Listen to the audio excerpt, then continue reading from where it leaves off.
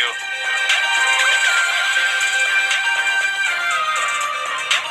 কোনোবাই কিবা ক'বনে? সেইদিনা ফোন কৰিছিল দুবাৰ, কিবা কথা আছিল চাগে। এতিয়া বা কিয় মুখখন মেলা নাই? দেউতাই আপোনাক কি কৈছে? এচৰ মাৰিলে সেইদিনা, তাৰপিছত দেউতাক ধৰি গালি শুনাইছে। মইতো ডিচিশ্যন লৈছিলোঁ আৰু লগ নকৰোঁ বুলি ভৱিষ্যতে। তেনেহ'লে কিয় আহিছে? নোৱাৰিলোঁ।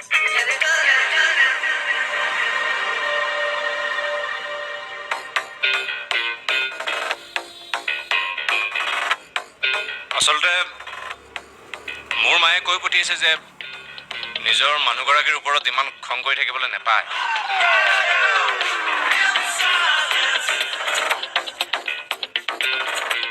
মানে মোৰ ফেমিলিটো সৰু ফেমিলি, মই আৰু মা অকলে।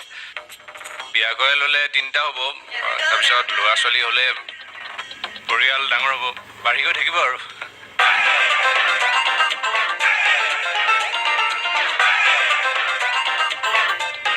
ৰ'ব, মইতো আপোনাৰ কথা একো নাজানো।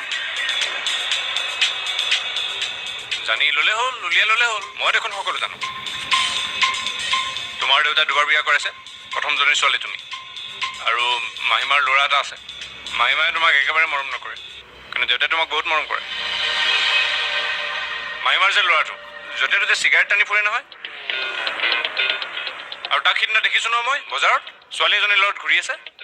কথাবোৰ নকওঁ কাৰণেহে। আৰু এখেত তোমাৰ বেষ্ট ফ্ৰেণ্ড আৰোহী।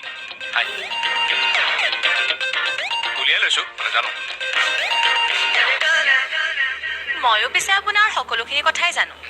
সিদিনা এটা ল'ৰাই মোক মাইনা তুমি জুই বুলি মেছেজ দিছিল। তেখেত কিন্তু আপোনাৰে বেষ্ট ফ্ৰেণ্ড। আচ্ছা,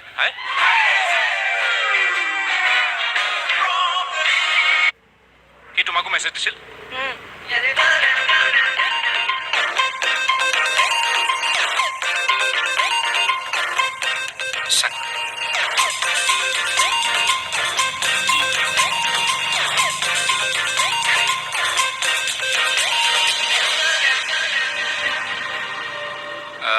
তেনেহ'লে কাইলৈ ব'লা আমাৰ ঘৰলৈ, মাক চিনাকি কৰাই দিবা এবাৰ।